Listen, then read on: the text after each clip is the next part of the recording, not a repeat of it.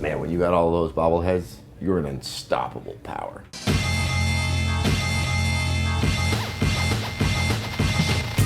So is Pac-Man Championship Edition like your favorite like 360 game? It is. Yeah. I think it is. I think it is my favorite 360 game only because of how replayable it is. It's the purest, in my opinion, the purest video game to come out in the last 15 years. I see what you mean by pure. I mean, it kind of referencing in Geometry Wars. I mean, Yes. it is reminiscent. Exactly. It's that kind of like zone out. You zone out. It's like, or if it's timed, you're just going 5 minutes. Oh, one more game, one more game, Yeah. one more game, one more game. It's classic that way. Yeah. What's your strongest memory? 360. Oh gosh, the game I played the most on 360, probably Trials HD. Yeah! I love that Oh, game wow. so much. Or as they would It's say, so- yeah! Woo-hoo! I love that Good game. one, yeah. Yeah. That game is so addictive. I think the game is probably a standout, especially as an exclusive to the 360. But the game that I did not expect to be what it was Fable 2. Really? Really. I love that game. We were notorious because we gave it Game of the Year over Fallout 3. And that was not, there was something, I think it was partially because Fallout 3, we expected awesomeness, and it delivered. And Fable 2, there was a sense of just invention, and while it was definitely rough around the edges, I was just like, I'm having so much fun just being absolutely just playing around in this, and it got closer to what Molyneux said it would do than I think anyone expected. Even though, it will never reach his dreams and ideals. But that was just, I remember taking it home and reviewing it and going, I'm really enjoying myself, like remarkably so. Yeah. The element of surprise is always fun. Yeah, it definitely stands out. Oh man, the launch of the 360. Yeah. I was In but the a hangar. wee child then. I remember there was a baby. I remember watching it. It was in that airplane hangar. No, it was a space shuttle. Oh, space shuttle hangar. And there was a guy. He was some sort of crump dancer. Yes. And he had a rainbow wig. Yeah, I remember him. So we were doing our live coverage from there, and I don't know why we thought this was a great idea because why is it significant? We interviewed the guy who got the first one. And when we're doing the interview with him, the crump dancer, who really is a malevolent clown. I mean, I'm talking wig, makeup, A all that. juggalo, if you will, sir. More malevolent than that. You can see a juggalo coming. This is the clown that might haunt your dreams. All right. So I'm interviewing him, and there's this clown face. In between I remember me and the watching that. interviewer. And it was I have no idea what transpired in the course of this interview because no one could pay attention. Yeah. To what was probably a substanceless interview because there's something that doesn't make any sense in the shot. That's actually all I remember of the launch. I remember watching that and just going, "This guy is spectacular in the background. This guy has made this launch." I mean, you get the unless you knew there had been performances earlier, and I think it was like there was that documentary Rise about those dancers in Los Angeles, and these were some of those guys. And you think, okay, everyone's there as like a big enthusiast, like a little nerd and something like that.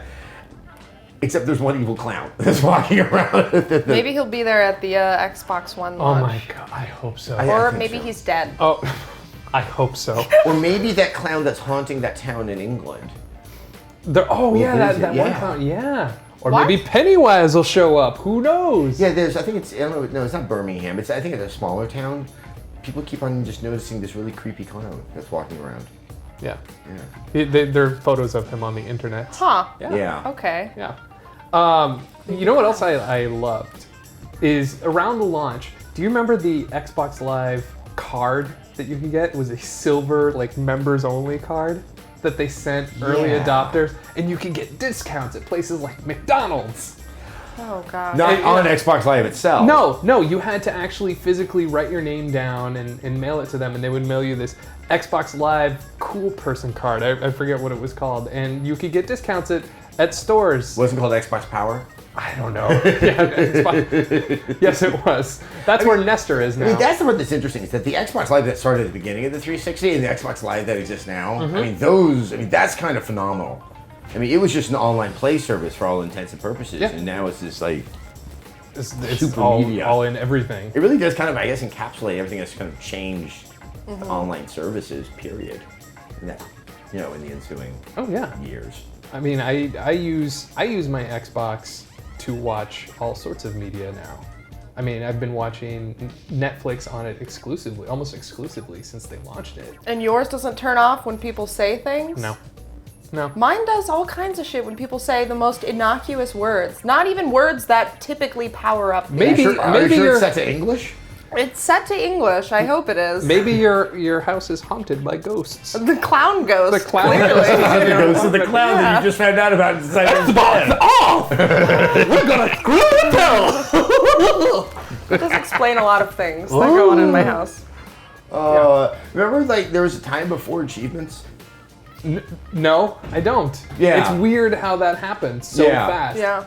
And I remember thinking, and this goes back to that whole Xbox special card, was I thought the achievements you will earn enough to buy stuff, because that's when they introduced their whole gold system, or their Microsoft point system, whatever that was. Because back on the original Xbox, I believe you were paying with cash, and then they moved to a weird. Don't remember. I know, it's been so long.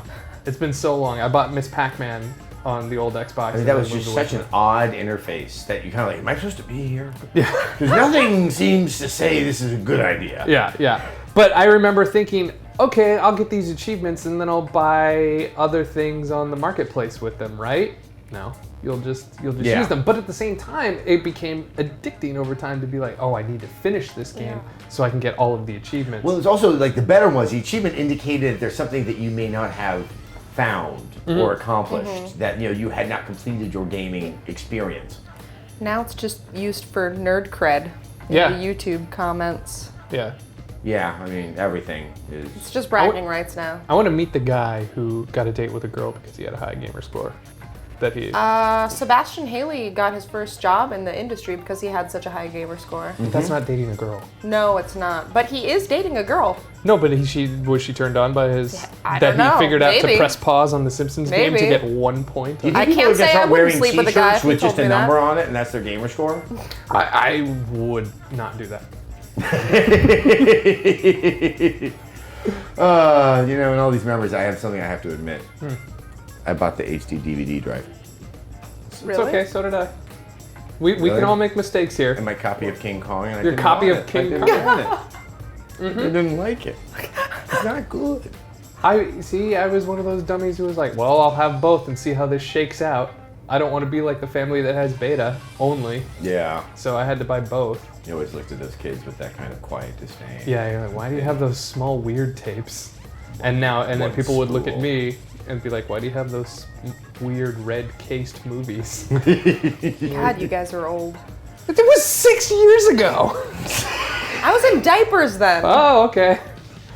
All right. Well, watch out, YouTubers. She's still a minor. Stay away from Tara. That's right. You know what? You know what else I loved? This was also on PC, but was anyone else a huge Left 4 Dead? I like yeah. Left 4 Dead. Okay, good. That was one of my favorite games for the entire system. Yeah. Am I wrong in assuming that I feel like a lot of the Xbox 360 exclusive, I feel like Xbox has more timed exclusives. Yeah. Yeah.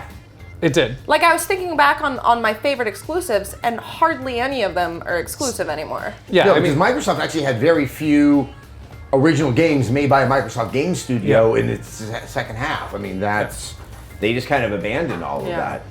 Portal was a timed exclusive. Yeah. That was great for a couple of months. I was like, Mass Effect. oh, yeah, Mass Effect for a long time. Once they had I think from a business standpoint, the install base was so significant in the beginning that it wasn't that hard a decision if Microsoft wanted it to be an exclusive to just go with that because of a lot of your sales. Are we gonna? You think we're gonna see that this time around too? No, No. I think it's been closer to a 50-50 split. Yeah. Looking forward to it. Are you a viewer of discriminating taste? Of course you are. You made it through the end of the video. And that's why I want to tell you about our sponsor, Loot Crate. Loot Crate is a fantastic product that delivers a crate full of awesome things to your doorstep every single month for $20, like this one. This month, we've got a very special zombie box featuring a shirt, some temporary tattoos, candy, and the zombie survival guide.